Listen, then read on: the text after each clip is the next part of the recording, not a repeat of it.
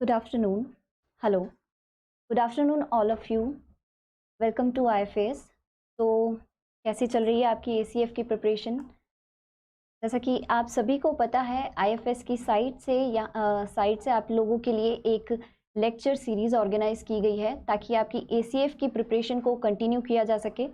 तो उसी प्रिपरेशन के लिए आज मैं आपके सामने एक नया टॉपिक लेके हाजिर हुई हूँ।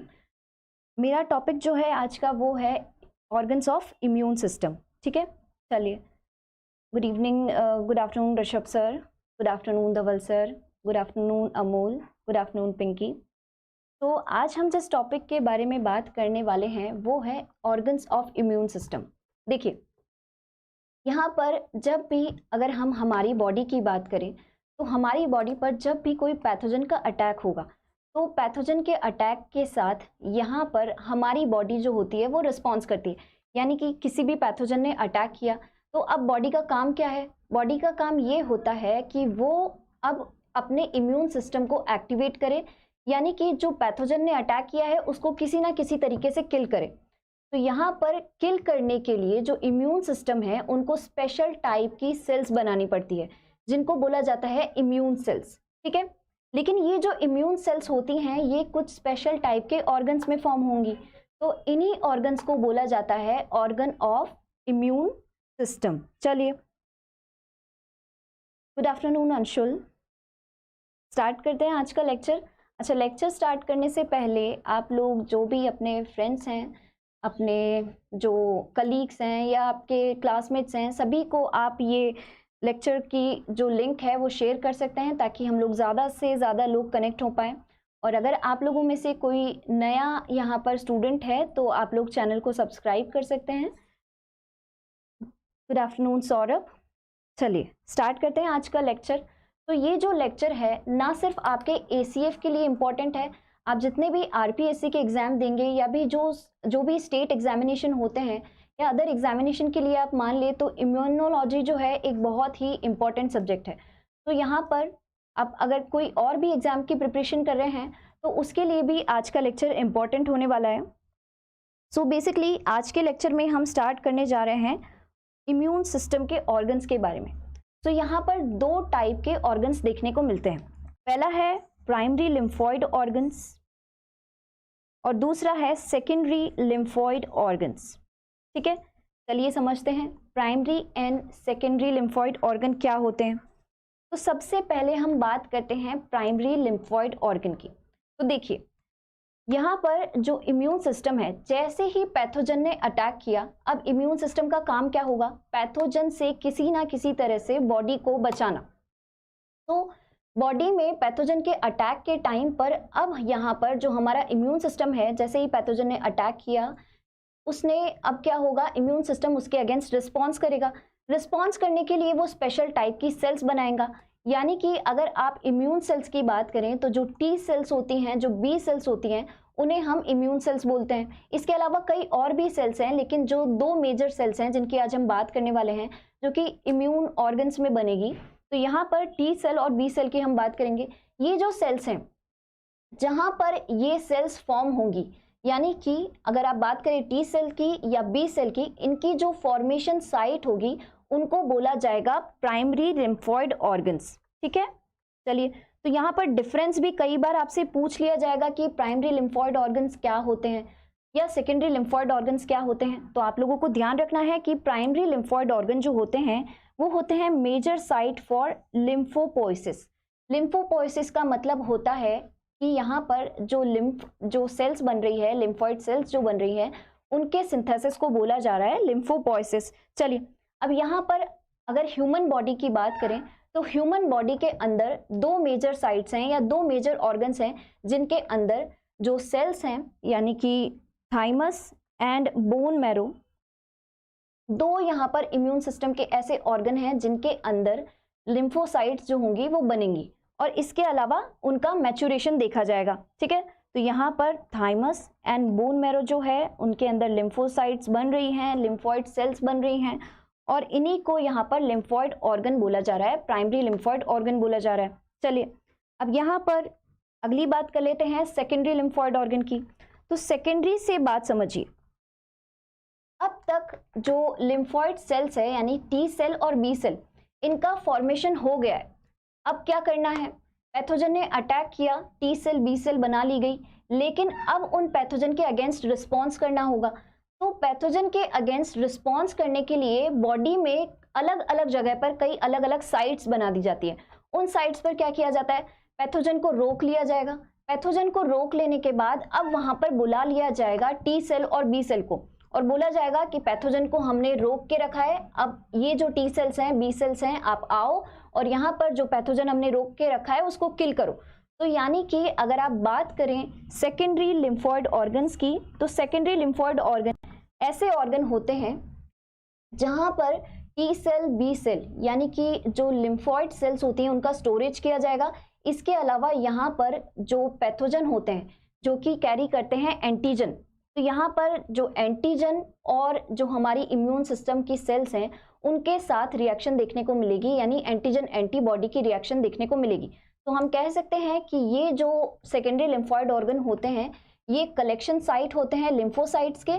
इसके अलावा और क्या बोल सकते हैं कि ये जो सेकेंडरी लिम्फोइड ऑर्गन होते हैं यहाँ पर इनको साइट प्रोवाइड की जाती है ताकि ये एंटीजन के साथ इंटरेक्ट कर सकें। अब ये सेकेंडरी लिम्फोइड ऑर्गन कौन कौन से होते हैं, तो अगर हम बात करें लिम्फ नोड्स की, तो लिम्फ नोड्स, स्प्लीन एंड यहाँ पर म्यूकस एसोसिएटेड लिम्फोइड टिश्यू जिसे माल्ट कहा जाता है, ये सेकेंडरी लिम्फोइड ऑर्गन में इंक्लूड किए जाते हैं। चलिए महिपाल, गुड आफ्टरनून। चलिए स्टार्ट करते हैं। तो यहाँ पर हमने कहा कि ये जो साइट्स होती हैं सेकेंडरी लिम्फोइड ऑर्गन, यहाँ पर क्या किया जाता है, एंटीजन को ट्रैप कर लिया जाएगा। एंटीजन से हमारा मतलब है कि किसी भी पैथोजन से, यानी कि अगर कोई भी ऐसा पैथोजन, कोई भी ऐसी सेल जो सेल्फ सेल नहीं है, यानी कि कोई भी ह्यूमन की बात कर लिए उसकी पर्टिकुलर बॉडी की सेल नहीं है, कोई सेल जो है बाहर से आ रही है, तो उसको कंसीडर किया जाएगा फॉरेन एंटीजन। और यहाँ पर उन फॉरेन एंटीजन को ट्रैप किया जा रहा है, यानी कि उनको रोक के रखा जा रहा है। इसके बाद साइट प्रोवाइड की जा रही है जहां पर लिम्फोसाइट्स आएंगी और उस एंटीजन के साथ इंटरेक्ट करेंगी। चलिए तो ये जो बेसिक डिफरेंस था ये था primary and secondary lymphoid organ के बारे में। सो ध्यान रखिए यहाँ से क्वेश्चन पूछ लिया जा सकता है। अब हम बात कर लेते हैं बोन मैरो के बारे में जो कि है एक प्राइमरी लिम्फोइड ऑर्गन। ठीक है, तो चलिए बोन मैरो जो होती है, आपने देखा होगा बोन के ऊपर, जब आप बोन को देखेंगे, बोन की स्ट्रक्चर देखेंगे, तो बोन की इंटरनल स्ट्रक्चर में एक स्पॉन्जी टिश्यू मिलता है। तो यहाँ पर स्पॉन्ज लाइक जो टिश्यू होता है उसके अंदर कुछ सेल्स मिलती हैं जिनको बोला जाता है हिमेटोपोइटिक सेल्स। ठीक है, स्पॉन्जी टिश्यू होगा, उसके अंदर हिमेटोपोइटिक सेल्स होंगी। ये सेल्स क्या करेंगी, ब्लड की सेल्स बनाएंगी, यानी कि आरबीसी डब्ल्यूबीसी को बनाएंगी। इसके अलावा जो दूसरे सेल्स हैं, जो लिम्फोसाइट्स हैं, उनको भी फॉर्म करेंगी। तो एक बार हम लोग बोन मैरो का स्ट्रक्चर देख लेते हैं। तो यहाँ पर आपके सामने एक बोन मैरो का स्ट्रक्चर है और ये ओरिजिनल यहाँ पर टिश्यू दिखाया गया है, यहाँ पर जो आपको टिश्यू दिखाया है। अब बोन मैरो के स्ट्रक्चर को ध्यान से ऑब्जर्व करिए। यहाँ पर जो बॉल लाइक स्ट्रक्चर है, अच्छा देखने को आपको दिख रहा होगा ये एक स्पॉन्ज लाइक स्ट्रक्चर है, जैसे कि स्पॉन्जेस होते हैं उसी तरह की स्ट्रक्चर, स्पॉन्ज लाइक स्ट्रक्चर यहाँ पर आप ऑब्जर्व कर सकते हैं। उसके बाद देखिए यहाँ पर एक सर्कुलर आउटर सरफेस आपको दिखाया है। उसके बाद ये वाला जो पार्ट है बोन मैरो का इस पार्ट को यहाँ पर बोला जा रहा है रेड मैरो। सो रेड मैरो जो है इसके अंदर अबेंडेंट अमाउंट में हिमेटोपोइटिक स्टेम सेल्स होंगी, हिमेटोपोइटिक स्टेम सेल्स। ठीक है, अब यहाँ पर देखिए रेड मैरो जो होती है, यहाँ पर जो बच्चे होते हैं उनमें ज्यादा अमाउंट में देखने को मिलेगी, ज्यादा डेवलप देखने को मिलेगी। यानी कि अगर इनके अंदर हिमेटोपोइटिक स्टेम सेल्स हैं तो ये स्टेम सेल्स क्या करती हैं, सभी तरह की ब्लड सेल्स को बनाएंगी, इसके अलावा लिम्फोसाइट्स को बनाएंगी। लेकिन ये जो सेल्स होती हैं हिमेटोपोइटिक सेल्स, स्टेम सेल्स, या फिर आप बोल दें रेड मैरो, ये बच्चों में ज्यादा देखने को, डेवलप देखने को मिलेगी। जैसे जैसे एजिंग होती जाएगी यहाँ पर रेड मैरो जो होंगी वो फैटी टिश्यू का फॉर्मेशन कर देगी, यानी कि फैट के फॉर्म में यहाँ पर कन्वर्ट होती जाएंगी, उसे बोल दिया जाएगा येलो मैरो। देख सकते हैं आप बीच वाला पार्ट जो है हल्का येलोइश कलर का दिख रहा है, इसे बोला जा रहा है येलो मैरो। तो यहाँ पर क्या हो रहा है कि जो रेड मैरो है वो तो फॉर्मेशन कर रही है ब्लड सेल्स का, लिम्फोसाइट्स का, लेकिन जैसे जैसे एजिंग होती जा रही है, एजिंग के साथ साथ ये जो रेड मैरो है वो फैटी टिश्यू में कन्वर्ट हो रही है, और फैटी टिश्यू में कन्वर्ट होने के कारण कुछ इस तरह का येलोइश अपीयरेंस इसमें देखने को मिलेगा। यानी कि आप बात करें छोटे बच्चों की और आप किसी एक बड़े पर्सन की या 55 प्लस एज पर्सन की बात करें, तो यहाँ पर जो छोटे बच्चे होंगे उनमें रेड मैरो का साइज जो है वहां पर ज्यादा देखने को मिलेगा, लेकिन येलो मैरो कम देखने को मिलेगा। लेकिन इसके अपोजिट अगर आप बात करें किसी बड़े पर्सन की यानी कि एज पर्सन की, तो उनके अंदर येलो मैरो का पोर्शन जो है वो ज्यादा देखने को मिलेगा, लेकिन रेड मैरो का पोर्शन जो है वो कम देखने को मिलेगा। चलिए सॉरी। तो यहाँ पर अगर हम बात करें बोन मैरो की, तो बोन मैरो में जो most of the immune cells होती है, यानी कि टी सेल और बी सेल, इम्यून सेल्स किसके लिए बोला जा रहा है, मेजरली हम बात करने वाले हैं टी सेल्स की और बी सेल्स की। दोनों का ही फॉर्मेशन जो होगा वो यहाँ पर होगा। इसके अलावा बोन मैरो में यहाँ पर बी सेल का मैच्योरेशन होगा, लेकिन अगर आप टी सेल के मैच्योरेशन की बात करें तो टी सेल का मैच्योरेशन होता है एक दूसरे लिम्फॉइड ऑर्गन में, जिसकी आगे हम बात करने वाले हैं। तो आपको ध्यान क्या रखना है, बोन मैरो में टी सेल बी सेल दोनों ही टाइप की लिम्फॉइड सेल्स बन रही है, और ये जो सेल हैं टी सेल बी सेल, अगर आप इनकी मैच्योरेशन की बात करें तो बी सेल का मैच्योरेशन तो बोन मैरो में ही हो रहा है, लेकिन टी सेल का मैच्योरेशन किसी और प्लेस पर होगा। ठीक है, चलिए। तो सेम बात अभी हमने कही कि जो बर्थ के टाइम पर यहाँ पर क्या होगा, बोन मैरो में रेड बोन मैरो ज्यादा देखने को मिलेगी, लेकिन जैसे जैसे अभी यहाँ पर एज बढ़ती जाएगी, एज बढ़ने के साथ साथ जो रेड मैरो है वो कन्वर्ट होता जाएगा फैटी टिश्यू में, और जो फैटी टिश्यू है अल्टीमेटली वो कन्वर्ट हो जाएगा यहाँ पर येलो मैरो में। ठीक है, तो क्या आप लोगों को इतनी बात समझ आई? ताकि मैं आगे बढ़ जाऊं, जल्दी से समझ आई तो आप यस कर दीजिए। गुड आफ्टरनून विजय। चलिए देख लेते हैं, विजय पूछ रहे हैं हेमेटोपोइटिक सेल्स और कौन सी होती है। विजय हम ये भी देखने वाले हैं कि यहाँ पर अभी कौन कौन सी सेल्स बनने वाली है। तो ये जो है बोन मैरो का स्ट्रक्चर है, देख लीजिए इसको ध्यान से। आउटर सरफेस यहाँ पर इस तरह की एक टिश्यू से बनी हुई है, अंदर आप देख सकते हैं रेड मैरो को और येलो मैरो को। ठीक है, चलिए आगे देखते हैं। तो बोन्स के अंदर कुछ इस तरह से, ये कोई एक बोन है, मान लीजिए कोई भी, जैसे फीमर हो गई, फीमर की हम बात कर लेते हैं। तो यहाँ पर कुछ एक हिस्सा है जो कि बोन मैरो का हिस्सा आपको दिखाया है, इसके अंदर प्रेजेंट है haematopoietic stem cell. Stem cell की आपको प्रॉपर्टी पता ही है, स्टेम सेल्स जो होती हैं किसी भी तरह की सेल्स बना लेंगी। अब यहाँ पर देखिए स्टेम सेल की दो अलग अलग ब्रांचिंग हो रही है, यानी कि स्टेम सेल्स जो हैं दो अलग अलग टाइप की सेल्स बना रही हैं। एक है लिम्फॉइड प्रोजेनाइटर सेल और दूसरी है myeloid progenitor cell. Lymphoid progenitor cell का मतलब होता है ऐसी सेल जो आगे चलकर लिम्फॉइड सेल्स बनाने वाली है।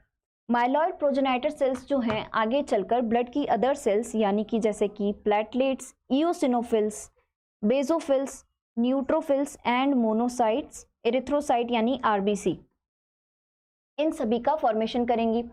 लेकिन जो लिम्फॉइड प्रोजेनाइटर सेल्स हैं ये बनाती है T cell and B cell. तो देख लीजिए ये जो सारी सेल हैं, ब्लड सेल, लिम्फॉइड सेल्स जो हैं सभी बन रही हैं बोन मैरो के अंदर। ठीक है, तो यहाँ पर जैसे जैसे एजिंग होती जाएगी, एजिंग में हमने कहा कि येलो मैरो वाला पोर्शन यानी कि हेमेटोपोइटिक स्टेम सेल वाला पोर्शन जो है वो कम, रेड मैरो वाला पोर्शन जो है वो कम होता जाएगा। कम होने की वजह से अब जैसे जैसे आप बोलते हैं कि एज बढ़ने के साथ इम्यूनिटी कम होती है, क्यों होती है? क्योंकि यहाँ पर हमने कहा कि रेड मैरो वाला पोर्शन जो है वो फैटी टिश्यू में कन्वर्ट हो रहा है। अगर फैटी टिश्यू में कन्वर्ट होता जा रहा है तो अब रेड मैरो से जो भी लिम्फॉइड सेल्स बन रही थी यानी इम्यून सेल्स जो बन रही थी, अब वो कम अमाउंट में बनेंगी, लेकिन उनका अमाउंट कम कम होता जाएगा। कम होने की वजह से अब यहाँ पर जो एज्ड पर्सन है उनके अंदर जो भी डिजीज होने के चांसेस या पैथोजेनिक अटैक होने के चांसेस यहाँ पर कम हो जाते हैं। ठीक है, तो यहाँ पर अलग अलग तरह के ट्रांसक्रिप्शनल फैक्टर यूज होंगे। यहाँ पर कोई एक अलग ट्रांसक्रिप्शन फैक्टर होगा जो कि लिम्फॉइड प्रोजेनाइटर सेल्स को बनाएगा, कुछ अलग तरह के यहाँ पर ट्रांसक्रिप्शनल फैक्टर होंगे जो कि माइलॉइड सेल्स को बनाएंगे। तो according to transcriptional factor haematopoietic stem cells जो होती हैं वो एक्ट करती हैं और बनाएंगी या तो लिम्फॉइड प्रोजेनाइटर सेल्स या फिर माइलॉइड प्रोजेनाइटर सेल्स। ठीक है, आज हम जो बात करने वाले हैं हम इम्यून सिस्टम सेल्स की बात करने वाले हैं, ब्लड सेल्स की बात नहीं करेंगे। तो चलिए हम लोग बात कर लेते हैं टी सेल और बी सेल की। सबसे पहले हम बात करते हैं बी सेल की। ठीक है, तो बी सेल के बारे में यहाँ पर कुछ जनरल इंफॉर्मेशन है, यहाँ से आपको डायरेक्ट क्वेश्चन पूछा जाता है। आप लोग ध्यान से सुनेंगे और चाहें तो आप नोट्स भी साथ में बना सकते हैं। तो यहाँ पर अगर आप बी सेल की डिस्कवरी की बात करें तो सबसे पहले बर्ड्स के अंदर बी सेल को डिस्कवर किया गया था। और कहाँ डिस्कवर किया गया था? बर्ड्स के अंदर एक स्ट्रक्चर देखने को मिलता है बुर्सा ऑफ फैब्रिकस। ये वाली जो स्ट्रक्चर होती है बर्ड्स के अंदर, यहाँ पर बी सेल का बर्ड में फॉर्मेशन होता है। अब आपको लग रहा होगा कि बर्ड्स में जो बोन होती है उनकी बोन मैरो में बी सेल क्यों नहीं बन रही है? बर्ड्स में भी तो बोन्स होती हैं। तो यहाँ पर आप अगर इसको डाइवर्सिटी से लिंक करें तो मैं एक चीज आपको बताना चाहूंगी कि बर्ड्स की जो बोन्स होती हैं वो न्यूमेटिक बोन्स होती हैं। एक बार मैं आपके कमेंट्स पढ़ लेती हूँ। Good afternoon Rushan. ठीक है, सौम्या पूछ रही हैं, सुमन पूछ रही हैं कि क्लास 5 बजे होने वाली थी ना। सुमन, आज 2 क्लासेस हैं, एक क्लास अभी हो रही है और शाम को 5 बजे भी क्लास होगी, तो आप लोग शाम में 5 बजे भी अवेलेबल रहिएगा। ठीक है, चलो। हम लोग बात कर रहे थे बर्ड्स की। बर्ड्स की बोन जो होती है, बर्ड्स की बोन होती है न्यूमेटिक बोन्स। न्यूमेटिक बोन्स का मतलब हॉलो बोन्स, यानी कि आप सभी को पता है बर्ड्स को उड़ना होता है, तो उड़ने के लिए उनकी बॉडी के वेट को जितना कम रखा जाएगा उनको उड़ने में उतनी आसानी होगी। अब सोचिए कि अगर बर्ड्स की बोन जो होगी हैवी बोन्स होगी, यानी कि उसके अंदर इस तरह की स्ट्रक्चर मिलेंगी जो कि बोन्स को हैवी बना रही हैं, तो उनको उड़ने में आसानी नहीं होगी। तो इसलिए बर्ड्स की बोन्स जो होती हैं हॉलो बोन्स होती हैं, उनमें इस तरह की स्ट्रक्चर्स देखने को नहीं मिलेगी, इसीलिए बर्ड्स की बोन को बोल दिया जाता है न्यूमेटिक बोन्स। और यहाँ पर अगर बर्ड्स के अंदर जो बोन मैरो है वो नहीं मिल रहा है, तो इसलिए जो एक अलग ऑर्गन है बुर्सा ऑफ फैब्रिकस, इस ऑर्गन के अंदर यहाँ पर इनकी जो बी सेल्स है वो फॉर्म होती है। तो सबसे पहले बर्ड्स के अंदर बुर्सा ऑफ फैब्रिकस में बी सेल को डिस्कवर किया गया था, तो वहां से इसको बी सेल बोल दिया गया। बुर्सा से बी सेल आया है, ना कि यहाँ पर बोन मैरो से बी सेल आया है। इसके बाद अगर हम ह्यूमंस के केस में बात करें तो ह्यूमंस के केस में बुर्सा के इक्विवेलेंट जो यहाँ पर स्ट्रक्चर होती है वो है बोन मैरो, यानी कि बी सेल का फॉर्मेशन जो होगा वो बोन मैरो में होगा। बी सेल का फॉर्मेशन एंड मैच्योरेशन दोनों ही बोन मैरो में होगा। फॉर्मेशन का मतलब होता है बी सेल बनना, ये हो गया फॉर्मेशन। मैच्योरेशन का मतलब बी सेल को तैयार किया जाएगा कि किस तरह से उसको बाहर से अगर कोई पैथोजन आ रहा है तो उसके अगेंस्ट रिस्पॉन्स करना है। तो यहाँ पर बी सेल की प्रिपरेशन, या आप बोल दे कि बी सेल को ट्रेनिंग दी जा रही है कि उसको किस तरह से इम्यून सिस्टम में रिस्पॉन्स करना है, कोई पैथोजन आता है उसके अगेंस्ट रिस्पॉन्स करना है।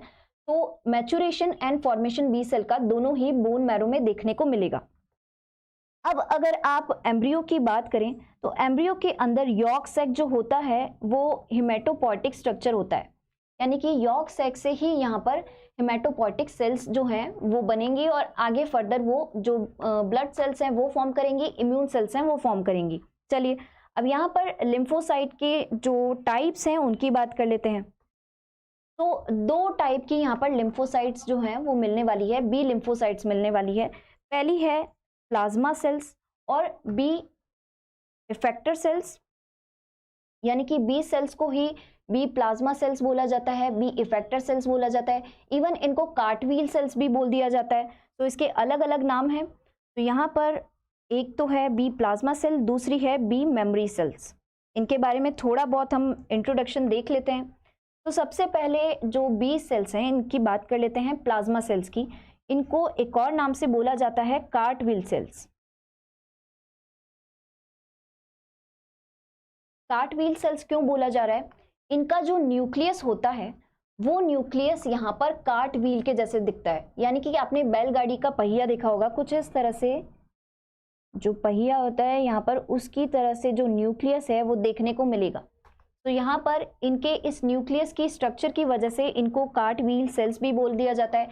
इफेक्टर सेल्स इसलिए बोला जाता है क्योंकि यहाँ पर ये मेजर इम्यून सेल होंगी, यानी कि जैसे ही कोई पैथोजन आता है, बी सेल्स की रिस्पॉन्सिबिलिटी क्या होती है, प्लाज्मा बी सेल्स की रिस्पॉन्सिबिलिटी, पैथोजन आया, उसका जो फॉरेन एंटीजन है, फॉरेन एंटीजन को उसने रिकॉग्नाइज किया और अब वो उसके अगेंस्ट एंटीबॉडी बनाएगा।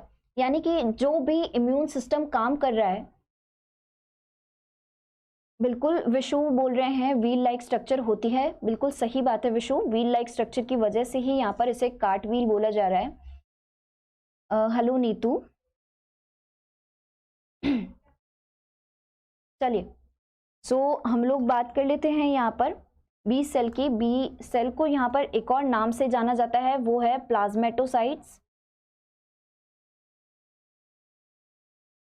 तो ये भी नाम आप नोट कर लेंगे, कई बार एग्जामिनेशन में इसके अलग अलग नाम देके आपसे क्वेश्चन पूछ लिए जाते हैं। अब इनके नंबर की बात कर लें तो टोटल इम्यून सिस्टम की 20 to 25% ये सेल्स होती हैं।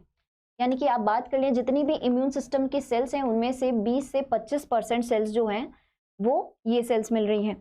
अब इनके लाइफ स्पैन की बात कर लें तो ये ज़्यादा लंबे टाइम तक नहीं रहती हैं, इनका शॉर्ट लाइफ स्पैन होता है।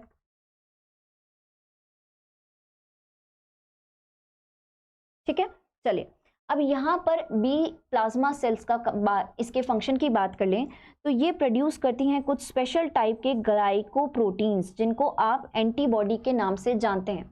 जैसे ही यहाँ पर किसी पैथोजन ने अटैक किया, उस पैथोजन को अब हमारी बॉडी कोई फॉरेन एंटीजन रिकॉग्नाइज करेगी, फॉरेन एंटीजन मानकर अब उसके अगेंस्ट बना दी जाएगी एंटीबॉडी।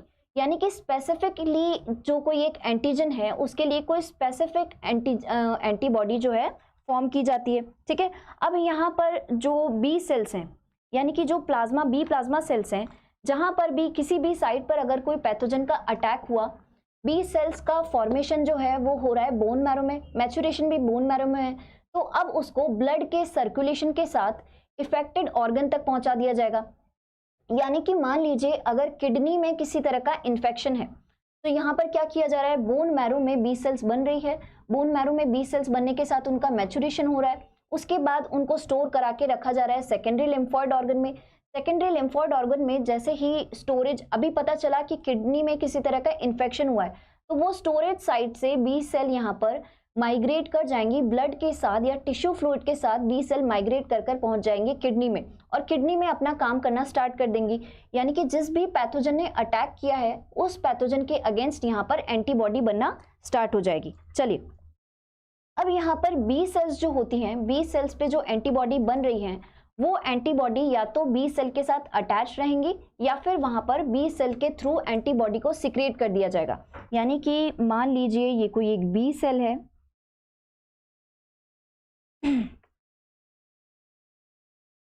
बी सेल की सरफेस पर कुछ इस तरह से यहाँ पर एंटीबॉडी यहाँ पर प्रेजेंट है, यानी कि इस तरह से एंटीबॉडी जो है वो बाउंडेड फॉर्म में भी हो सकती है।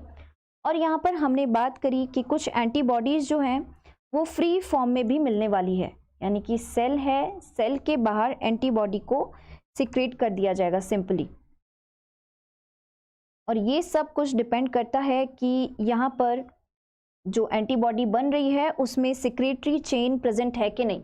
अगर एंटीबॉडी के अंदर कोई हाइड्रोफोबिक पैच होता है, यानी कि एंटीबॉडी जिन अमीनो एसिड से बनी होती है वहां पर कोई हाइड्रोफोबिक अमीनो एसिड होते हैं तो वो यहाँ पर बी सेल की मेम्ब्रेन के साथ अटैच हो जाएंगे। अगर यहाँ पर कोई हाइड्रोफोबिक पैच नहीं होता है तो उसे सेल के बाहर सिक्रेट कर दिया जाएगा कुछ इस तरह से।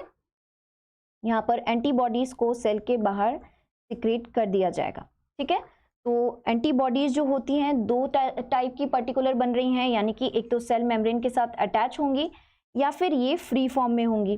ठीक है, अब देखिए यहाँ पर बी सेल के लिए कहा गया है कि बी सेल्स जो होती हैं वो ह्यूमोरल इम्यूनिटी के लिए रिस्पॉन्सिबल होती है। इसका मतलब समझिए, बहुत ही इंपॉर्टेंट टर्म है। सबसे पहले हम बात करते हैं ह्यूमोरल इम्यूनिटी होती क्या है। तो मान लीजिए कि हमारी जो सेल है उस पर किसी पैथोजन ने अटैक करना चाहा, तो जब भी सेल की बात करें तो सेल के बाहर अभी जो दुश्मन है वो हमारी सेल की बाउंड्री के बाहर है, तो बाउंड्री के बाहर अगर आप बात करें, जो भी रिस्पॉन्स होगा बाउंड्री के बाहर, अगर आप पैथोजन को किल करने की बात करते हैं तो वो होती है यहाँ पर ह्यूमोरल इम्यूनिटी। यानी कि जब तक पैथोजन सेल के बाहर है तब तक एंटीबॉडी के थ्रू उसको किल करने की कोशिश की जाएगी। एंटीजन एंटीबॉडी रिएक्शन देखने को मिलेगी, जिसे एग्लूटिनाइजेशन बोला जाता है। एग्लूटिनाइजेशन के थ्रू यहाँ पर पैथोजन को, जो पैथोजन आया है अभी सेल के बाहर ही है, उसको मारने की कोशिश की जाएगी। लेकिन फिर भी अगर कुछ पैथोजन होते हैं जो कि यहाँ पर एंटीबॉडी के थ्रू नहीं मर रहे हैं, वो अंदर एंटर कर रहे हैं, यानी कि जो दुश्मन है अब यहाँ पर सेल के अंदर आ गया है, तो अब जो सेल्स फंक्शन करेगी वो होंगी टी सेल्स। सेल के बाहर फंक्शन किसका है? बी सेल का। लेकिन जैसे ही पैथोजन अंदर एंटर हुआ, यहाँ पर अब टी सेल्स फंक्शन करना स्टार्ट कर देंगी। चलिए, तो ये कुछ जनरल बातें थी। अब एंटीबॉडीज का फंक्शन आप देख सकते हैं। एग्लूटिनाइजेशन यानी कि एंटीजन एंटीबॉडी की जो रिएक्शन होती है उसको बोला जाता है एग्लूटिनाइजेशन। यहाँ पर agglutinization of particulate matter include bacteria and virus. जो भी बैक्टीरिया वायरस आएंगे उनको किल करने की उनको एक फॉरेन एंटीजन मान लिया जाता है, और फॉरेन एंटीजन मानकर यहाँ पर जो बैक्टीरिया और जो पैथोजन है उनको किल करने की कोशिश की जाती है। सुमित्रा बोल रही हैं एंटीबॉडी मीडिएटेड इम्यूनिटी। बिल्कुल सही बात है सुमित्रा, ह्यूमोरल इम्यूनिटी को एंटीबॉडी मीडिएटेड इम्यूनिटी बोला जाता है। कविता पूछ रही हैं कि बोन मैरो जो है सभी तरह की बोन्स में प्रेजेंट होंगी।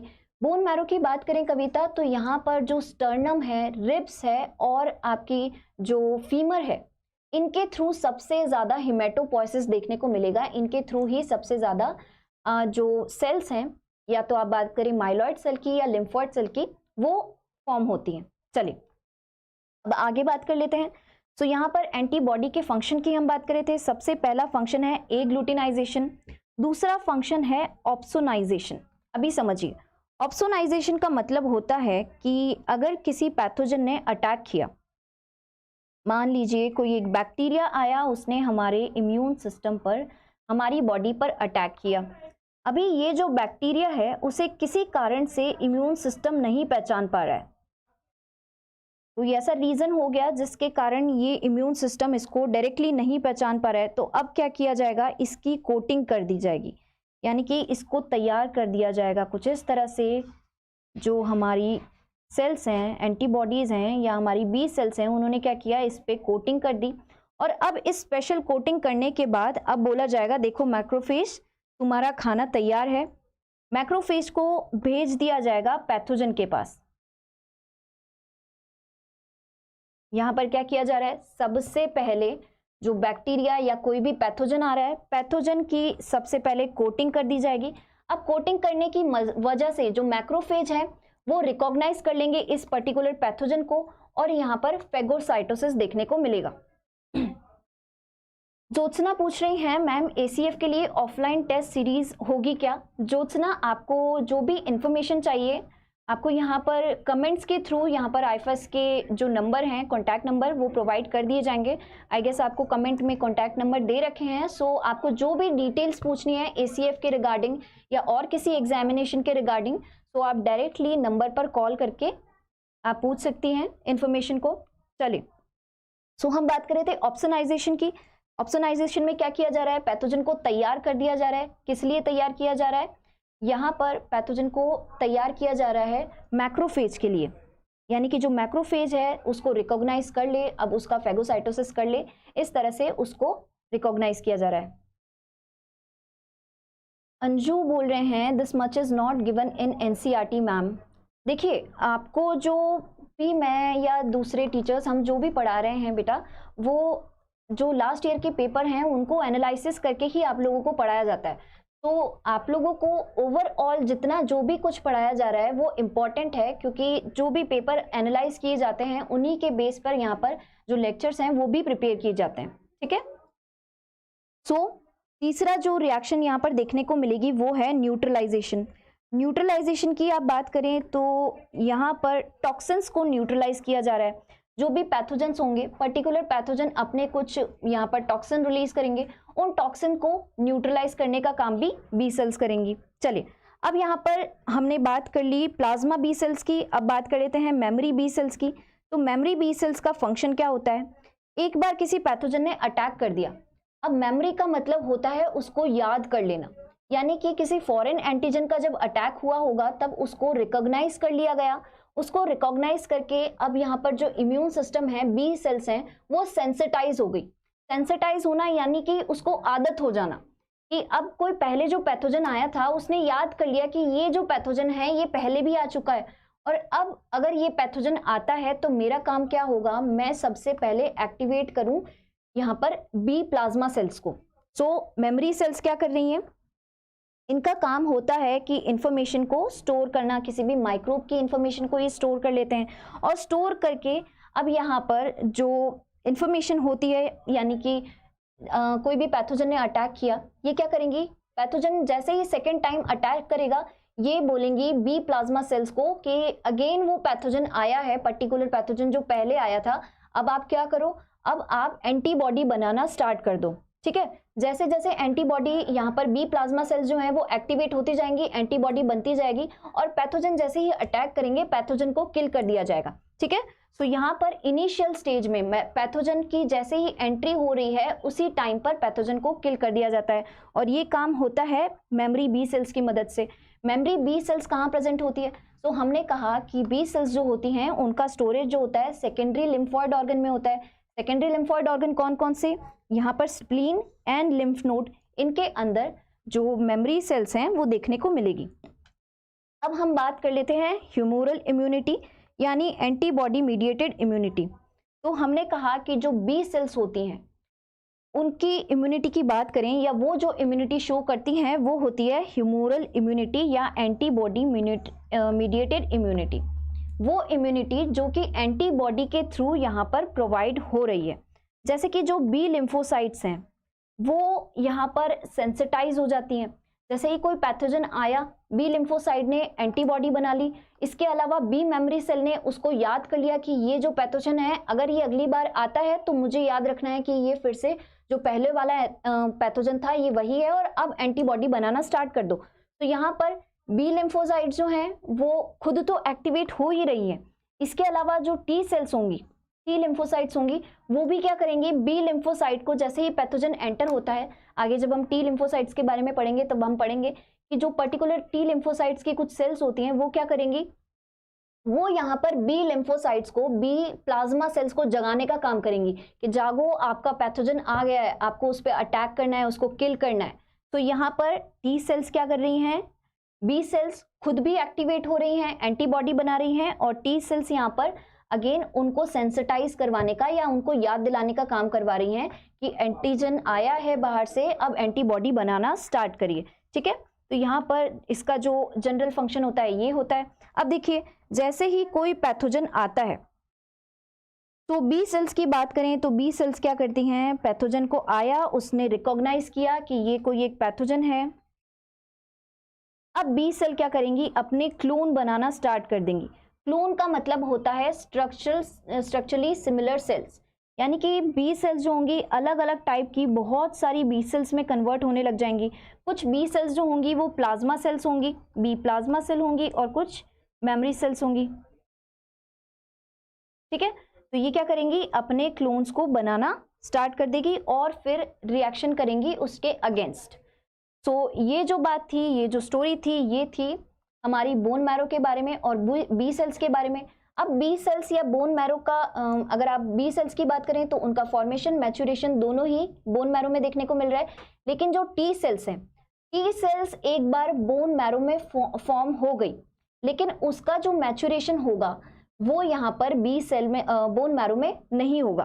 क्यों? क्योंकि अगर आप बी सेल्स की बात करें तो वो तो दोनों ही काम उसमें हो रहा था, लेकिन अब टी सेल्स के मैच्योरेशन के लिए एक स्पेसिफिक हार्मोन की जरूरत होती है, और वो जो हार्मोन होता है एक स्पेसिफिक ग्लैंड सिक्रेट करती है। तो यहाँ पर एक बार टी सेल्स बन गई, अब टी सेल्स को उसका मैच्योरेशन करवाना है, तो टी सेल्स क्या करेंगी, बोन मैरो में बनने के साथ ब्लड सर्कुलेशन के थ्रू या टिश्यू फ्लूइड के थ्रू अब जो टी सेल्स होंगी वो पहुंच जाएंगी थाइमस ग्लैंड में। थाइमस ग्लैंड में यहाँ पर एक हार्मोन प्रेजेंट होता है जिसका नाम है थाइमोसिन। थाइमोसिन की प्रेजेंस में अब टी सेल्स का मैच्योरेशन होगा। ठीक है, सो यहाँ पर जो थाइमस ग्लैंड है वो एक और सेकेंडरी लिम्फॉइड ऑर्गन है, प्राइमरी लिम्फॉइड ऑर्गन है, जिसके अंदर टी सेल्स का मैच्योरेशन देखने को मिल रहा है। तो थाइमस ग्लैंड को थ्रोन ऑफ इम्यूनिटी भी बोला जाता है। ठीक है, इसके अलावा थाइमस ग्लैंड जो है उसको training school of T lymphocyte भी बोला जा रहा है। यानी कि अगर आप बात करें टी लिम्फोसाइट के बर्थ की तो वो हो रहा है बोन मैरो में, लेकिन अगर आप उसके बात करें मैच्योरेशन की, यानी टी सेल्स को अब यहाँ पर ट्रेनिंग दी जाएगी कि किस तरह से टी सेल्स जो हैं उनको रिस्पॉन्स करना है किसी भी पैथोजन के अगेंस्ट। तो उनको सिखाने का काम, उनकी स्कूलिंग का काम, या आप उसकी बोलें उसकी ट्रेनिंग का काम जो है वो हो रहा है थाइमस के अंदर। सो यहाँ पर थाइमस को बोल दिया जा रहा है training school of T lymphocyte. चलिए अब इसका स्ट्रक्चर देख लीजिए। इनके स्ट्रक्चर की बात करें तो ये होती हैं फ्लैट, कुछ इस तरह से फ्लैट स्ट्रक्चर होगा जो कि दोनों लंग्स के बीच में प्रेजेंट होगा। बाइलोब्ड होती हैं ये और हार्ट के ऊपर प्रेजेंट होती है, हार्ट के ऊपर डायफ्राम के नीचे, कुछ इस तरह से। यहाँ पर ये जो ग्लैंड आपको देखने को मिल रही है थाइमस ग्लैंड देखने को मिल रही है। ठीक है, और ये किस तरह की हैं, बाइलोब्ड हैं। दोनों लोब जो हैं यहाँ पर कनेक्टिव टिश्यू से आपस में एक साथ कनेक्ट कर दी जाएंगी। दो अलग अलग लोब्स हैं जिनको कनेक्टिव टिश्यू से यहाँ पर इस तरह से जोड़ दिया जा रहा है। कहाँ पर प्रेजेंट है, कई बार इसकी सिचुएशन जो है वो आपसे क्वेश्चन में पूछ ली जा सकती है कि यहाँ पर ये जो थाइमस है वो प्रेजेंट होती है हार्ट के ऊपर, बाइलोब्ड होती हैं, तो इसको थोड़ा सा याद रखेंगे। और किस तरह से इनको जोड़ा जा रहा है, यानी कि इनकी जो एनवेलपिंग लेयर होती है वो कनेक्टिव टिश्यू होती है जो कि यहाँ पर इन दोनों को एक साथ कनेक्ट करके रखेगी। चलिए अब देखिए इसका थोड़ा सा स्ट्रक्चर देख लेते हैं। यहाँ पर जो थाइमस है आप देख सकते हैं दो लोब इस तरह की देखने को मिल रही है, इनको कनेक्टिव टिश्यू के थ्रू आपस में जोड़ दिया जाएगा। आउटर मोस्ट लेयर जो है थाइमस की उसको कैप्सूल बोला जाता है। कैप्सूल के अंदर जो थिक टिश्यू है वो कॉर्टेक्स होता है और उसके अंदर यहाँ पर अब थोड़ा फ्लूइड यहाँ पर देखने को मिलेगा, फ्लूइडिश टिश्यू जो होगा वो देखने को मिलेगा, उसको बोला जाता है मेड्यूला। ठीक है, बीच बीच में कुछ इस तरह से सेप्टा भी प्रेजेंट है जिसको इंटरलोबर सेप्टम बोला जा रहा है, और कुछ थाइमिक कैप्सूल्स जो हैं वो यहाँ पर प्रेजेंट है। इसके अलावा कई अलग अलग सेल्स जो होंगी, नर्व सेल्स होंगी, यहाँ पर अमीबॉइड सेल्स होंगी, इस तरह की डेंड्रिटिक सेल्स होंगी, कुछ सेल्स यहाँ पर और भी प्रेजेंट होती हैं, लेकिन आपको इतना स्ट्रक्चरल पॉइंट ऑफ व्यू को ध्यान में नहीं देना है। अब बात करें तो ये जो सेल्स होती हैं नर्व सेल्स या आप बात करें डेंड्रिटिक सेल्स, तो यहाँ पर इनका फंक्शन ये होता है कि जो टी सेल्स आ रही हैं, जो इमेच्योर टी सेल्स हैं, उनको न्यूट्रिशन प्रोवाइड कराना होगा। तो ये जो दूसरी सेल्स हैं उनको न्यूट्रिशन प्रोवाइड कराएंगी, फिर उनका मैच्योरेशन किया जाएगा। सो अब ये जो ग्राफ है यहाँ पे इम्पॉर्टेंट है क्योंकि इससे क्वेश्चन पूछ लिया जाता है। सो आप लोग सभी इस ग्राफ को ध्यान से देखेंगे। अगर हम थाइमस की बात करें तो थाइमस जो होती है यहाँ पर एज के साथ वो रिड्यूस होती जाती है। रिड्यूस यानी थाइमस की साइज, अगर छोटे बच्चों की बात करें तो छोटे बच्चों में थाइमस का साइज बड़ा होता है, लेकिन धीरे धीरे जैसे जैसे एजिंग होती है, एजिंग के कारण अब थाइमस का साइज छोटा होता जाता है। ठीक है, सो या फिर आप कई बार ऐसा भी बोल दिया जाता है कि थाइमस जो है वो एजिंग से रिलेटेड है, थाइमस का साइज छोटा हो रहा है यानी कि एजिंग होती जा रही है। सो आप यहाँ पर इस चीज को, इस ग्राफ को देख सकते हैं। ये जो थाइमस होती है बर्थ के टाइम थोड़ी छोटी मिलेगी, लेकिन एट द एज ऑफ 10 इसकी साइज जो होगी वो मैक्सिमम होगी। मान लीजिए कि लगभग 70 ग्राम तक जो कोई बच्चा है, 10 साल की उम्र का बच्चा है, उसके अंदर जो थाइमस है वो 70 ग्राम्स तक हो सकती है। लेकिन जैसे जैसे उसकी एजिंग होगी और एट द एज ऑफ 60 यहाँ पर उसकी जो थाइमस है वो रिड्यूस होते होते 70 से यहाँ पर 10 ग्राम्स तक पहुंच जाएगी। और अल्टीमेटली अगर आप इसकी साइज की बात करें तो ये 70 ग्राम्स से 3 ग्राम्स तक वेरी कर सकती है। यानी कि जो एजिंग है, एजिंग के साथ यहाँ पर जो साइज है वो रिड्यूस होता जा रहा है। सो क्वेश्चन आपसे यहाँ पर फ्रेम किया जा सकता है कि ऐसी कौन सी ग्लैंड है जो कि एज के साथ साथ रिड्यूस होती जा रही है। ठीक है, चलिए सो कुछ इस तरह का इसका एक ग्राफ है, आप इसको थोड़ा सा ध्यान से देख लीजिए। सबसे छोटे जो एकदम न्यू बॉर्न बेबीज होंगे उनके अंदर थाइमस का साइज छोटा होगा, फिर उसके बाद एट द एज ऑफ 10 साल की उम्र तक के बच्चे में सबसे बड़ा जो थाइमस का साइज है वो देखने को मिलेगा लगभग 70 ग्राम तक। उसके बाद जैसे जैसे एजिंग होगी यहाँ पर थाइमस का साइज भी रिड्यूस होता जाएगा। चलिए अब देखिए, थाइमस के अंदर हमने कहा कि जो टी सेल्स होती हैं, टी लिम्फोसाइट्स होंगी, उनका मैचुरेशन देखने को मिलेगा। तो थाइमस का फंक्शन क्या हो गया? Maturation of T cells. अब अगर आप बात करें टी सेल्स की, तो जो टी सेल्स बोन मैरो में बन रही थी उनको बोला जाता है इमैच्योर टी सेल्स, या फिर उनको बोल दिया जाता है थाइमोसाइट्स। इसके अलावा उनको बोला जाता है प्रोथाइमोसाइट्स। तो यहाँ पर थाइमोसाइट्स और प्रोथाइमोसाइट्स क्या करती हैं? वो बोन मैरो को छोड़कर सर्कुलेशन में आ जाएंगी और सर्कुलेशन के थ्रू अब वो माइग्रेट कर जाएंगी थाइमस तक। यानी कि उनका जो थाइमस तक पहुंचने का जरिया जो है यहाँ पर वो सर्कुलेशन होता है, चाहे वो ब्लड सर्कुलेशन से आए या टिश्यू फ्लूइड के सर्कुलेशन से आए। तो यहाँ पर थाइमस से बोन मैरो से थाइमस तक टी लिम्फोसाइट पहुंच रही है। अब ये क्या प्रोवाइड करेंगी? Cell mediated immunity. अभी तक हमने ह्यूमोरल इम्यूनिटी की बात करी, हमने एंटीबॉडी मीडिएटेड इम्यूनिटी की बात करी, अब हम बात कर रहे हैं सेल मीडिएटेड इम्यूनिटी की। यानी कि मान लीजिए आपकी बॉडी पर पैथोजन ने अटैक किया, तब सेल के बाहर जो बाउंड्री है उस पर ही पैथोजन को सबसे पहले रोकने का काम किया गया। यानी कि बी सेल्स आई, बी प्लाज्मा सेल्स आई, उन्होंने एंटीबॉडी बनाई, पैथोजन को रोकने का काम किया, पैथोजन फिर भी नहीं रुके। जो दुश्मन था वो बहुत ज्यादा स्ट्रांग था। तो यहाँ पर अब क्या हुआ? जो दुश्मन है वो बाउंड्री को तोड़ देगा और तोड़ने के बाद या किसी तरह से वो सेल के अंदर एंटर हो गया। तो प्रॉब्लम क्या हुई कि हम यहाँ पर पैथोजन को बाहर तक नहीं रोक पाए। लेकिन क्या अब हमारा जो इम्यून सिस्टम है इतने में ही रुक जाएगा? इसके बाद क्या वो फंक्शन करना बंद कर देगा? तो यहाँ पर इम्यून सिस्टम को रुकना नहीं होता है, इम्यून सिस्टम कंटिन्यूसली काम करता रहता है। तो अब इम्यून सिस्टम का काम क्या हुआ कि पैथोजन का अटैक तो हो चुका है, अब सेल को किसी भी तरह से बचाओ।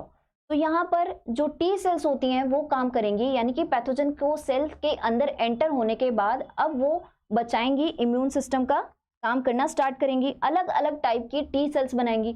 तो यहाँ पर जो टी सेल्स होती हैं, टी सेल्स यहाँ पर 4 तरह की टी सेल्स बन रही हैं। टी हेल्पर सेल्स, अब इनके अलग अलग नेम्स भी हैं जो कि आपको याद रखने हैं। T helper cells, CD4 sales भी इनको कहा जाता है। CD4 का मतलब होता है क्लस्टर ऑफ डिफरेंशिएशन, ठीक है। CD की फुल फॉर्म है क्लस्टर ऑफ डिफरेंशिएशन, इसको नोट कर लीजिए। इसके अलावा T4 सेल्स भी इनको कहा जाता है। इसके अलावा जो दूसरी सेल है उसको बोला जाता है किलर सेल। और जो अगला टाइप है यहाँ पर टी सेल्स का, उसको बोला जा रहा है, एक टी हेल्पर सेल है, टी किलर सेल है, इसके अलावा सप्रेसर सेल है और मेमोरी टी सेल है।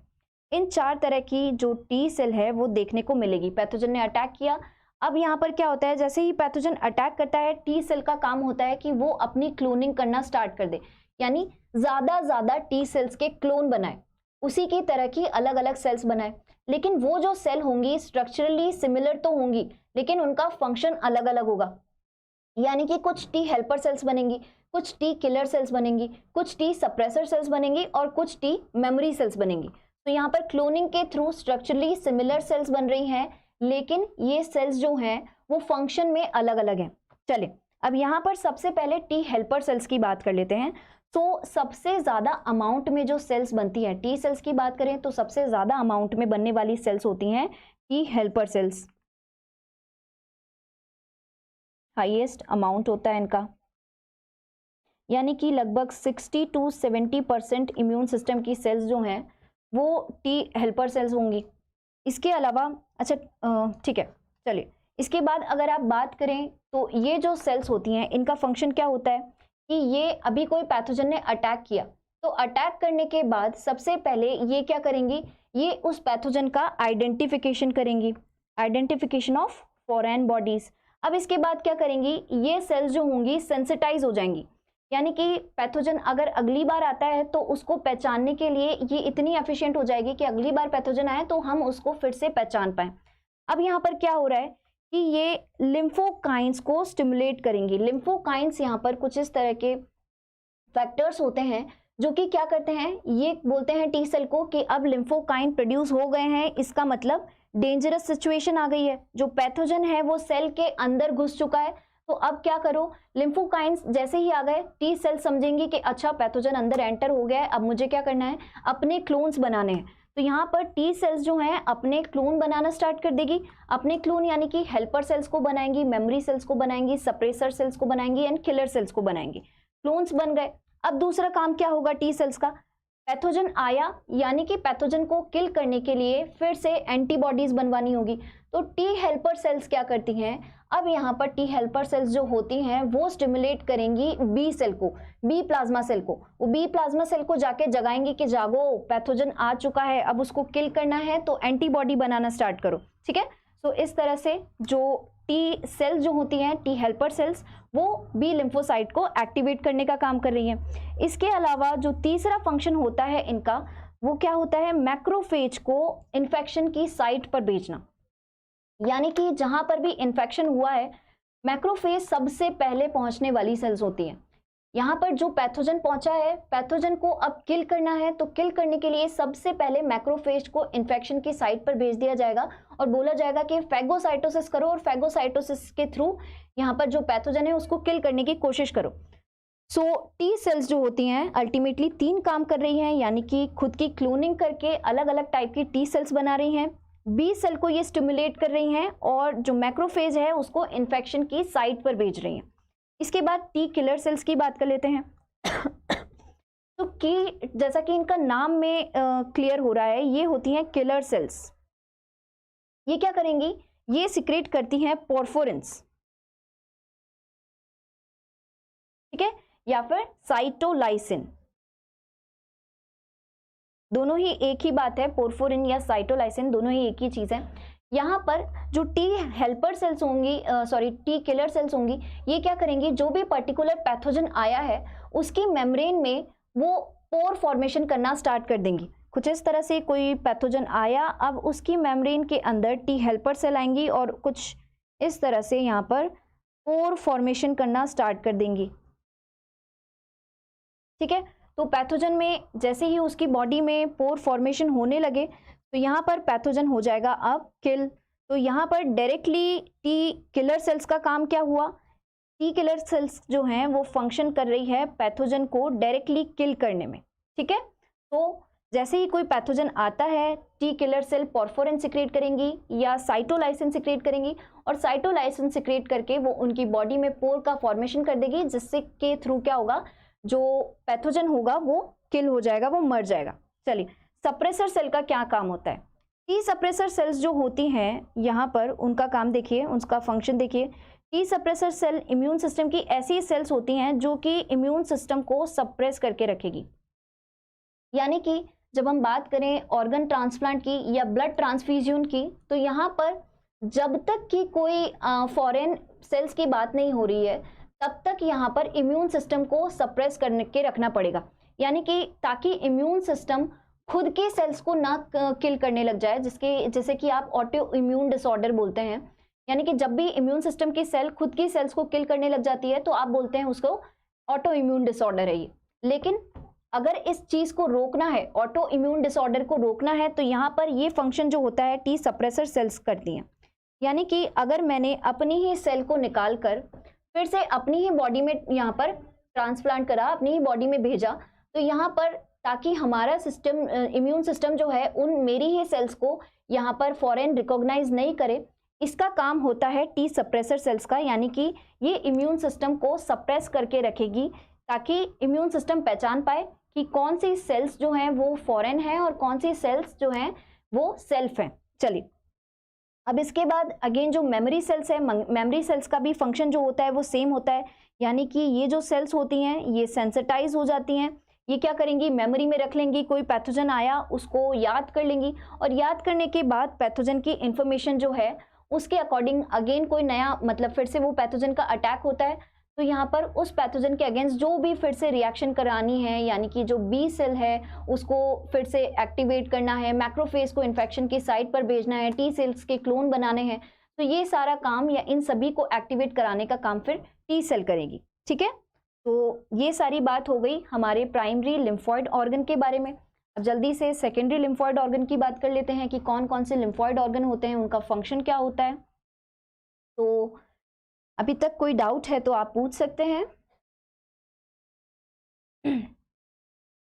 प्रिया बोल रही हैं मैम ऑफलाइन वीडियोस भी प्रोवाइड करा दीजिएगा। प्रिया, जो वीडियोस यहाँ पर वीडियो लेक्चर जो लाइव लेक्चर होते हैं वो आपको चैनल पर आराम से मिल जाएंगे। आप जैसे ही जो लाइव लेक्चर ख़त्म होता है उसका लिंक आपको चैनल पर मिल जाएगा। आप लेक्चर ख़त्म होने के बाद भी आराम से वीडियो को देख पाएंगे। Revision academy, good afternoon. Vijay बोल रहे हैं मैम एनिमल बिहेवियर पर भी वीडियो बनाओ प्लीज़।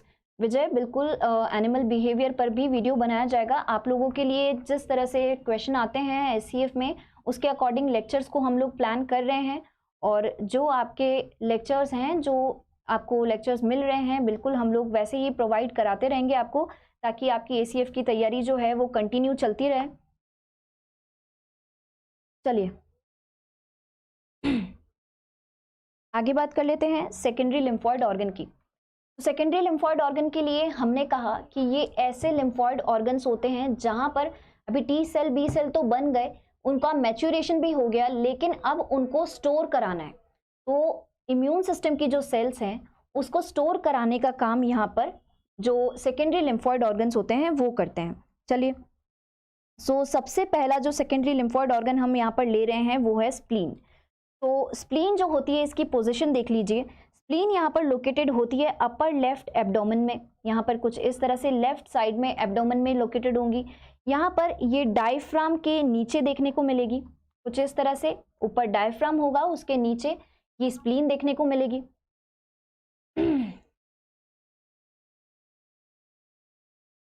नेहा पूछ रही हैं कि इन्फ्लुएंजा जो है उसको उसके लिए मेमोरी जनरेट क्यों नहीं होती है। तो नेहा, इन्फ्लुएंजा जो होता है क्योंकि वो वेरिएबल सरफेस प्रोटीन्स उस पर प्रेजेंट होते हैं, तो इन्फ्लुएंजा क्या करता है, उसके पास कोई पर्टिकुलर स्ट्रक्चर नहीं होता है, यानी कि इन्फ्लुएंजा बार बार अपनी स्ट्रक्चर को चेंज करता रहेगा। उसकी वजह से क्योंकि हमारा जो इम्यून सिस्टम है वो पर्टिकुलर एक एंटीजन को रिकॉग्नाइज करेगा। इन्फ्लुएंजा एक बार बॉडी में एंटर हुआ, इम्यून सिस्टम ने उसको रिकॉग्नाइज भी कर लिया, लेकिन जब तक इम्यून सिस्टम उसके अगेंस्ट एंटीबॉडी बनाएगा, इम्यून सिस्टम उसके अगेंस्ट उसको किल करने की कोशिश करेगा, इन्फ्लुएंजा क्या करेगा, उसके ऊपर क्योंकि वेरिएबल सरफेस प्रोटीन होते हैं उसके थ्रू वो अपनी स्ट्रक्चर को चेंज कर लेगा। स्ट्रक्चर चेंज करने की वजह से अभी हमारा जो इम्यून सिस्टम जिस एंटीजन को पहले ढूंढ रहा था, अब वो एंटीजन तो रहा ही नहीं, अब इन्फ्लुएंजा तो किसी और तरह के एंटीजन में दिखने लगा है। तो इन्फ्लुएंजा क्या करता है, अलग अलग तरह के यहाँ पर अपनी स्ट्रक्चर को चेंज करता रहता है, क्योंकि उस पर वेरिएबल सरफेस प्रोटीन होते हैं, इसलिए हमारा इम्यून सिस्टम उसको रिकॉग्नाइज नहीं कर पाता है, उसकी मेमोरी जो है वो स्टोर नहीं कर पाता है। चलिए, तो यहाँ पर अलग अलग टाइप की इम्यून सिस्टम की सेल स्टोर होंगी, जैसे कि हमने कहा टी सेल का स्टोरेज अगर बात करें या बी सेल के स्टोरेज की बात करें तो यहाँ पर स्प्लीन में उनको स्टोर कराया जाएगा। इसके अलावा एक और चीज, एक और पॉइंट यहाँ पर याद रखने वाला है, वो है यहाँ पर आरबीसी का ब्रेकडाउन होता है। आरबीसी के ब्रेकडाउन का रिलेशन है, आरबीसी का ब्रेकडाउन होने का मतलब है जो आरबीसी होगी स्प्लीन में आके वो टूटेगी और उसके बाद जो आगे प्रोसेस है सारा वो होगा। तो यहाँ पर इसको ग्रेवयार्ड ऑफ आरबीसी यानी कि आरबीसी का कब्रिस्तान ये भी बोल दिया जाता है। क्वेश्चन आपको इस तरह से पूछा जाएगा कि ग्रेवयार्ड ऑफ आरबीसी किसको बोला जाता है, आरबीसी का कब्रिस्तान किसको बोला जाता है, या आरबीसी का ब्रेकडाउन किस ऑर्गन में होता है। सो आपको याद रखना है कि स्प्लीन के अंदर आरबीसी का ब्रेकडाउन होता है। इसके अलावा अगर आप बात करें प्लेटलेट्स की या थ्रोम्बोसाइट्स जिनको बोलते हैं, इनका स्टोरेज और इनका ब्रेकडाउन दोनों ही स्प्लीन में देखने को मिलेगा। ठीक है, तो यहाँ पर आरबीसी का ब्रेकडाउन कहाँ पर हो रहा है, आरबीसी का ब्रेकडाउन स्प्लीन में हो रहा है। इसके अलावा जो हमारे प्लेटलेट्स हैं जो कि किस काम आते हैं, ब्लड क्लॉटिंग में काम आते हैं, तो प्लेटलेट्स का स्टोरेज और प्लेटलेट्स का ब्रेकडाउन भी स्प्लीन में देखने को मिल रहा है। चलिए अब अगली बात कर लेते हैं, यहाँ पर एक और जो सेकेंडरी लिम्फॉइड ऑर्गन है लिम्फ नोड, उसके बारे में। अब आप थोड़ा सा ध्यान देके मेरी बात को सुनिएगा। लिम्फ नोड क्या होते हैं, सबसे पहले लिम्फ नोड जानने के लिए आपको थोड़ा सा लिम्फेटिक सिस्टम को जानना होगा। लिम्फेटिक सिस्टम की बात कर लेते हैं। तो लिम्फेटिक सिस्टम यहाँ पर क्या होता है कि जब जो हमारी ब्लड कैपिलरीज है, ब्लड कैपिलरीज में जब ब्लड प्रेशर के साथ आता है, ब्लड पर जब ब्लड प्रेशर जनरेट होता है तो यहाँ पर क्या होता है, ब्लड कैपिलरीज के थ्रू कुछ जो फ्लूइड है, यानी कि ब्लड कैपिलरीज में यहाँ पर जो सेल्स होंगी वो तो ब्लड कैपिलरी में रह जाएंगी, वो तो कैपिलरी की मेम्ब्रेन को पार नहीं कर पाएंगी। लेकिन आप फ्लूइड की बात करें तो यहाँ पर ब्लड कैपिलरी के थ्रू कुछ फ्लूइड, कुछ अमाउंट में फ्लूइड जो होगा वो बाहर निकल जाएगा ब्लड कैपिलरी में, यानी कि वो जो फ्लूइड होगा वो टिश्यू के बाहर आके कलेक्ट होने लग जाएगा। अब यहाँ पर जो फ्लूइड ब्लड कैपिलरी से निकला है, जो टिश्यू में आके कलेक्ट हुआ है, उसको कलेक्ट कर लिया जाएगा लिम्फेटिक सिस्टम की वेसल्स में। यानी कि दो अलग अलग सिस्टम है, एक ऐसी वेसल्स हैं जहां पर आपका ब्लड फ्लो करेगा और उसके थ्रू जब प्रेशर से आपका ब्लड आता है तो वहां से जो ब्लड कलेक्ट हुआ टिश्यू फ्लूइड में उसको अगेंस्ट कर दिया जाएगा कलेक्ट किसके अंदर, लिम्फेटिक सिस्टम में। अब जो लिम्फेटिक सिस्टम होता है वहां पर जगह जगह पर कुछ इस तरह के नोड्स बने होते हैं, कुछ जगह जगह पर अलग तरह के यहाँ पर एक ट्रांजिशन पॉइंट होता है, या फिर आप बोल सकते हैं कि जगह जगह पर लिम्फेटिक नोड्स बने होते हैं। ठीक है, वो जो लिम्फेटिक नोड्स होते हैं वो यहाँ पर काम करते हैं हमारे सेकेंडरी लिम्फॉइड ऑर्गन पर। ठीक है, तो यहाँ पर क्या हो रहा है कि देखिए ये जो होते हैं बीन शेप के होते हैं, बीन यानी कि छोटे से इस तरह के फली जैसे शेप के होंगे ये। ठीक है, अब यहाँ पर थोड़ी थोड़ी पूरी बॉडी की बात करें तो पूरी बॉडी में लिम्फ नोड्स देखने को मिलेंगे, लेकिन ये जो लिम्फ नोड होंगे ज्यादातर आर्म पिट्स पर देखने को मिलेंगे एंड रिप्रोडक्टिव ऑर्गन्स के आसपास लिम्फ नोड्स का जो नंबर होगा वो ज्यादा देखने को मिलेगा। ठीक है, सो यहाँ पर जो लिम्फेटिक वेसल्स होती हैं, लिम्फेटिक वेसल्स के जंक्शन पर कुछ इस तरह के लिम्फ नोड्स देखने को मिलते हैं। और अगेन ये जो लिम्फ नोड होते हैं ये क्या करते हैं कि यहाँ पर कोई भी अगर फॉरेन एंटीजन आता है तो फॉरेन एंटीजन को ट्रैप करने का काम लिम्फ नोड करेंगे। यानी कि बाहर से किसी भी पैथोजन ने अटैक किया, कोई भी बैक्टीरिया आया उसने अटैक किया, तो अब लिम्फ नोड में क्या किया जाएगा, उसको ट्रैप कर लिया जाएगा, उनको कलेक्ट कर लिया जाएगा। कलेक्ट करने के बाद अब वहां पर बुलाया जाएगा इम्यून सिस्टम की सेल्स को कि जल्दी आओ, हमने पैथोजन को रोक के रखा है, अब आप यहाँ पर आके इस पैथोजन को किल करने का काम करो। तो वहां पर क्या होंगे, यहाँ पर वेरियस जो सेल्स होंगी, इम्यून सेल्स, उनको रखा जाता है। इसके अलावा जर्म्स को ट्रैप कर लिया जाता है। हमने कहा कि सेकेंडरी लिम्फॉइड ऑर्गन्स वो होते हैं जो कि साइट प्रोवाइड करेंगे यहाँ पर इम्यून सेल्स के लिए और बाहर से आए हुए पैथोजन के लिए कि ये जो साइट है यहाँ पर अब इनको किल करिए। ठीक है, तो यहाँ पर कुछ स्पेशल टाइप की एंटीबॉडीज जो होंगी वो प्रोड्यूस की जाएगी, यानी कि जो पर्टिकुलर पैथोजन आया है उसके अगेंस्ट जो बी प्लाज्मा सेल है पर्टिकुलर एंटीबॉडी बनाएंगी और वो जो साइट है वहां पर प्रोवाइड की जाएगी। चलिए, तो जहां पर भी अगर आपने देखा हो कुछ लिम्फ नोड्स होते हैं यहाँ पर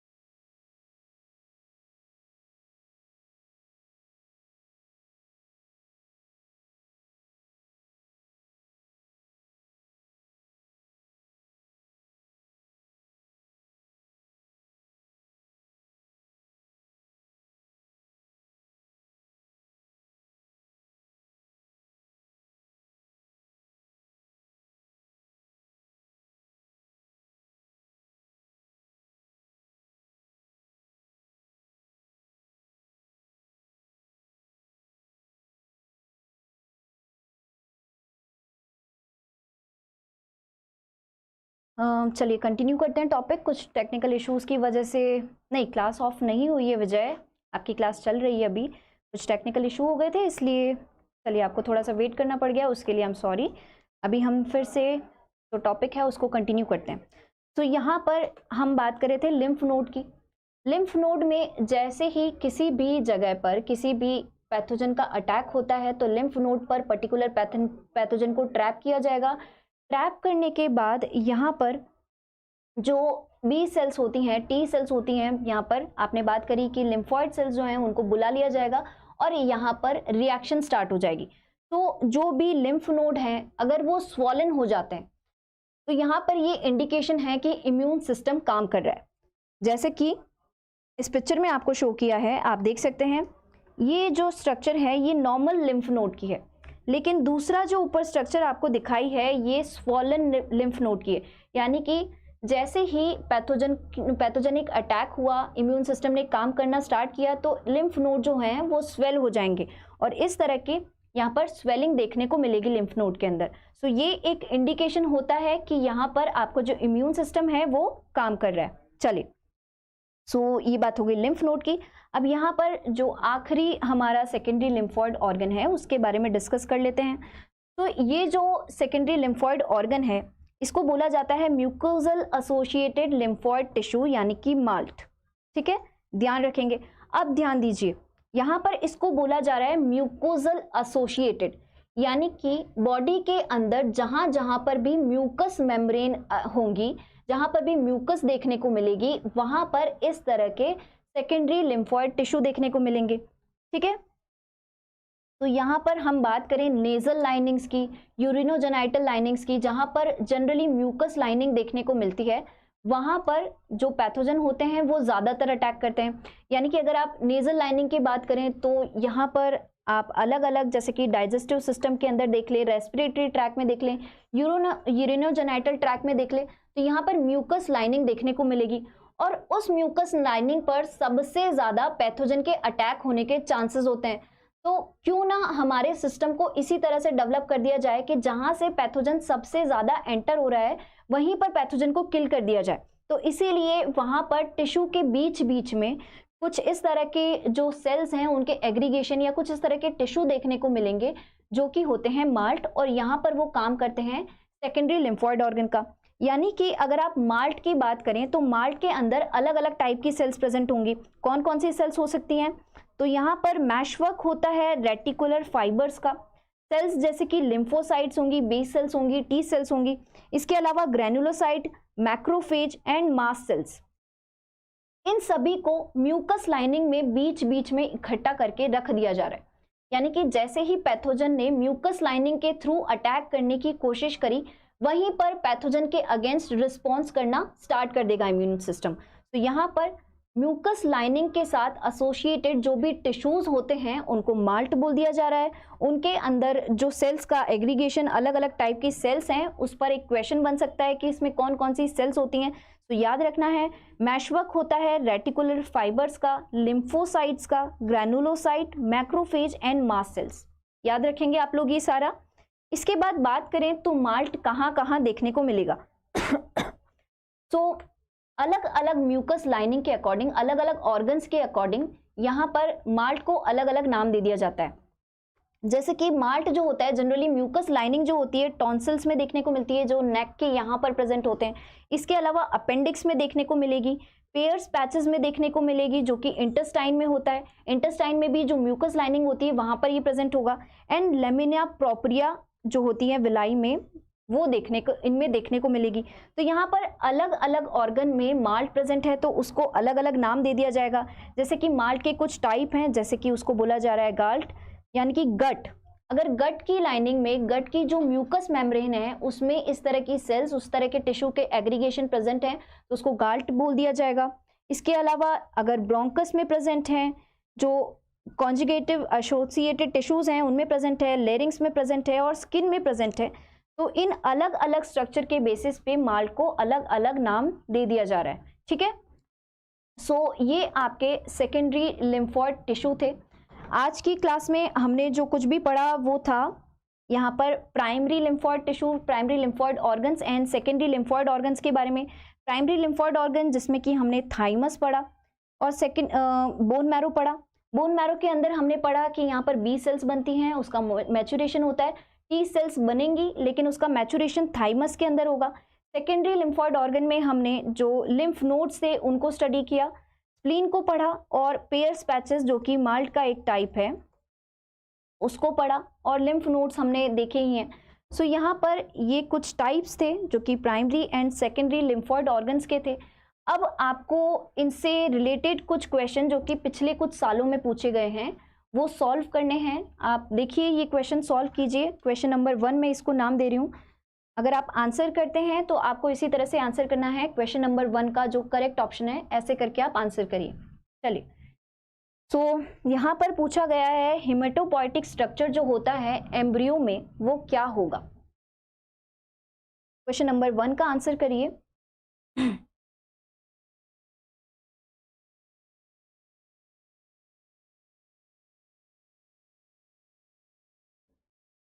आप लोग आंसर करिए, तब तक मैं आपके कमेंट्स पढ़ लेती हूँ।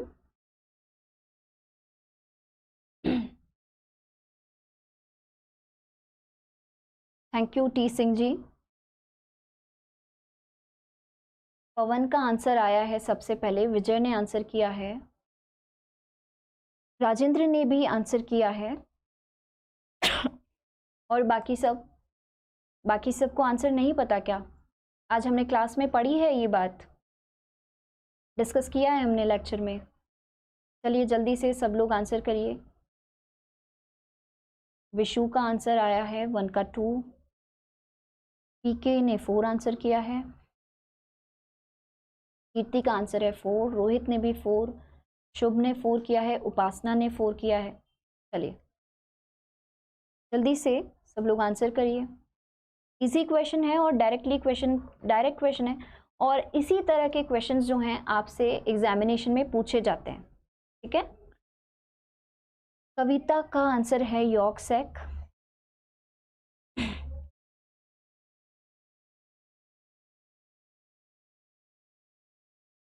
बुशरा ने 4 आंसर किया है। सोनी कह रहे हैं कि वो लेट हैं। सोनी आप अगर लेट हो गई हैं तो कोई बात नहीं, वीडियो जो है वो क्लास के बाद भी अवेलेबल रहेगा, तो आप आराम से वीडियो को क्लास के बाद भी देख सकते हैं। चलिए आपको करना क्या है सोनी, चैनल को, अगर आप नए स्टूडेंट हैं तो चैनल को सब्सक्राइब ज़रूर कर दीजिए और जिन भी स्टूडेंट्स ने बेल आइकन प्रेस नहीं किया है वो बेल आइकन प्रेस कर देंगे, ताकि अगर कोई क्लास होती है और अगर आपके पास उसका नोटिफिकेशन नहीं पहुंच रहा है तो बेल आइकन प्रेस करेंगे तो क्या होगा, आपको उसका नोटिफिकेशन टाइम से मिल जाएगा। आज शाम में भी क्लास होने वाली है तो शाम को 5 बजे की क्लास भी ज़रूर अटेंड कर लीजिएगा। चलिए तो क्वेश्चन डिस्कस कर लेते हैं हम। क्वेश्चन में पूछा गया है कि हेमेटोपोइटिक स्ट्रक्चर यहाँ पर एम्ब्रियो के अंदर कौन सा होता है। तो अभी अभी हमने पढ़ा कि यॉर्क सैक जो होता है वो हेमेटोपोइटिक स्ट्रक्चर होता है एम्ब्रियो में।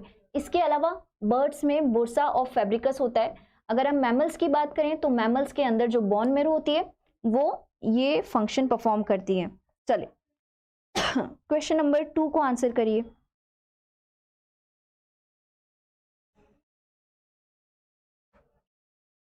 क्वेश्चन नंबर 2 को जल्दी से सब लोग आंसर करेंगे।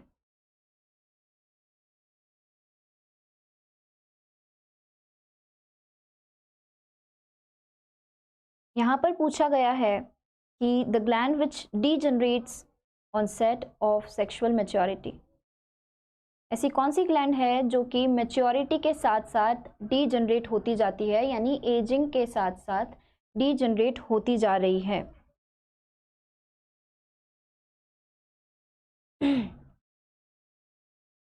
इजी क्वेश्चन है। राम बाबू ने सबसे पहले आंसर किया है, सौरभ ने आंसर किया है, बाकी सबको आंसर नहीं पता क्या? बायोलॉजी स्कूल ने आंसर किया है, विजय ने आंसर किया है, बाकी सब जल्दी से आंसर करिए। प्रियंका, पीके, निशा, सभी का आंसर आया है और अभी तक सभी ने 2 आंसर किया है।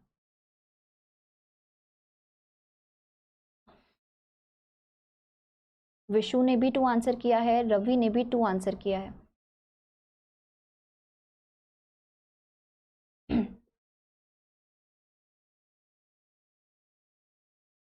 विकास का आंसर मुझे समझ नहीं आया, विकास क्या बोलना चाह रहे हैं?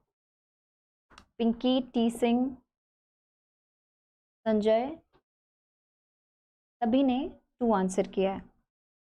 क्या 2 आंसर सही है? प्रियंका भी 2 बोल रही हैं, थाइमस बोल रही हैं। सो बिल्कुल थाइमस बिल्कुल सही करेक्ट आंसर है। थाइमस की हमने बात करी कि थाइमस जो होती है एज होने के साथ साथ यहाँ पर रिड्यूस होती जाती है। अगर आप सबसे ज़्यादा बात करें तो लगभग 10 साल की उम्र में सबसे ज़्यादा थाइमस का वेट होता है लगभग 70 ग्राम। ऐसा नहीं है कि एग्जैक्टली 70 ग्राम आपको देखने को मिलेगा, 70 ग्राम के आसपास थाइमस का वेट होता है। रिड्यूस होते होते ये 3 ग्राम्स तक भी पहुंच जाता है। ठीक है, चलिए सो अब क्वेश्चन नंबर 3 की बात कर लेते हैं। ये वाला क्वेश्चन सॉल्व करिए सब लोग, बहुत ही इजी क्वेश्चन है। तो देखिए यहाँ से कितने इजी क्वेश्चन आपसे पूछे जाते हैं, और इससे अगर क्वेश्चन का डिफिकल्टी लेवल ज़्यादा भी रहता है अगर डिफिकल्टी लेवल क्वेश्चन का ज़्यादा भी होता है तो भी मेरे ख्याल से आप लोग सभी क्वेश्चन को आराम से सॉल्व कर सकते हैं, है ना।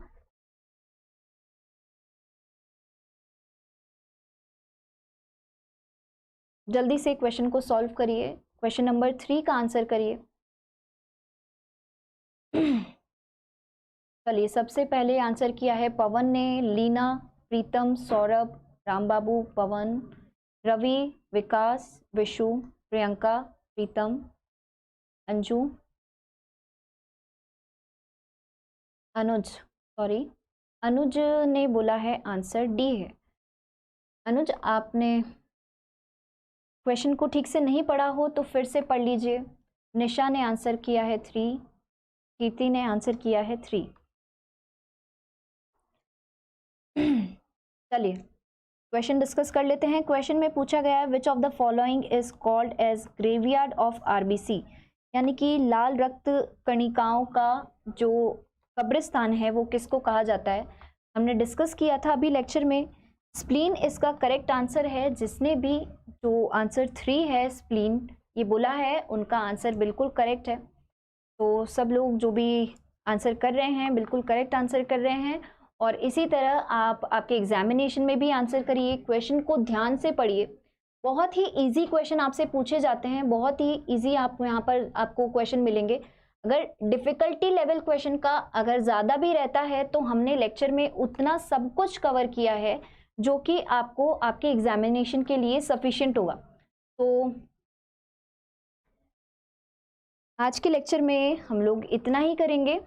इसके बाद आपको शाम में 5 बजे फिर से जो क्लास है वो सब लोग आप अटेंड करिए। एंड कोई भी आपको प्रॉब्लम है तो आप कमेंट्स के थ्रू पूछ सकते हैं। जो नए स्टूडेंट्स हैं वो चैनल को सब्सक्राइब कर दीजिए, वीडियो को लाइक कर लीजिए, और हाँ आप बेल आइकन ज़रूर प्रेस कर दीजिए। जिन भी स्टूडेंट ने बेल आइकन नहीं प्रेस किया है, एक्चुअली क्लासेस के नोटिफिकेशन तो जाते हैं लेकिन बेल आइकन अगर प्रेस नहीं होता है तो आपको नोटिफिकेशन नहीं मिलेगा।